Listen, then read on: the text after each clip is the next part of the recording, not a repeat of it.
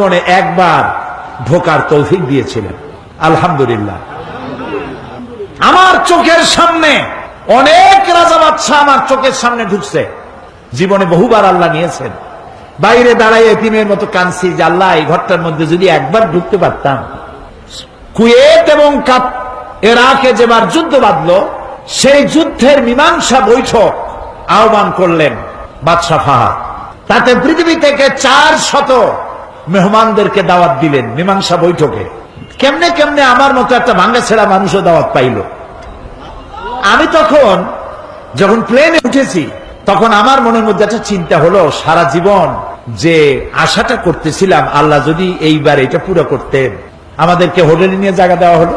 এশার নামাজের পর একটা ব্রিফ কেস দিল সমস্ত মেহমানদেরকে। ব্রিফ কেসের ভিতরে কাবা শরীফের গেলাপ পাইলাম, আতর পাইলাম, জায়নামাজ পাইলাম, আর পেলাম অনুষ্ঠান সূচি।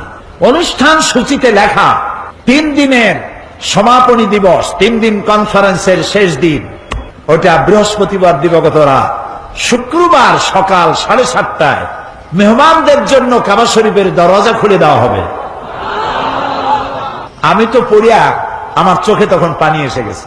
বৃহস্পতিবার রাত্রে সকালের অপেক্ষার করিনি, গোসল করে নতুন কাপড় চোপড় পরে সারা রাত তাওয়াফ করেছি, নামাজ পড়েছি, সকালের অপেক্ষা করেছি। ফজরের নামাজের পরই আর্মি এসে ঘিরে ফেলেছে কাবা শরীফ। যারা ভেতরে তাওয়াফ করতেছিল তারা বেরিয়ে গেল। মাতাফের কিছু জায়গা তারা আটকে ফেললো, বাইরের থেকে তাওয়াফ হবে। কাবা শরীফের পাশটা খালি। প্লেনে ওঠার মতো বিরাট সিঁড়ি এসে হাজির হয়ে গেল। আমি তো সারা রাত থেকে তৈরি, আমার চিন্তা আমি আগে উঠব, কিন্তু পারলাম না। তৎকালীন আজাদ কাশ্মীরের প্রেসিডেন্ট সর্দার আব্দুল কাইয়ুম উঠে পড়লেন আগে।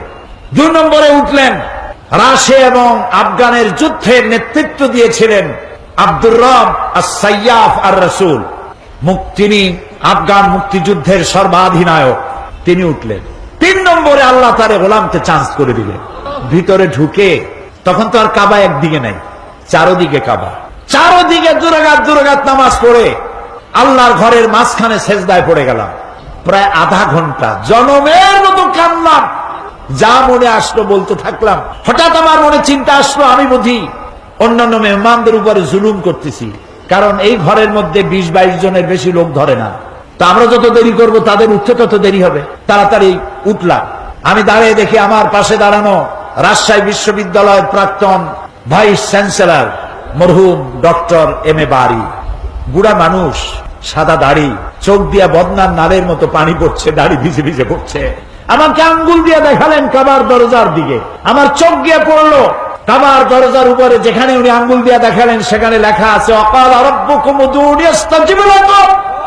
তোমার রব তোমাকে বলছে আমারে ডাকো, আমি ডাকের সাড়া দেব। আমি আবারও কাঁদলাম, আল্লাহ আমার কাম আমি করছি, এবার জবাব দেওয়ার মালিক তো তুমি। আল্লাহুম্মা লা তারুদ্দানা খাইবিন।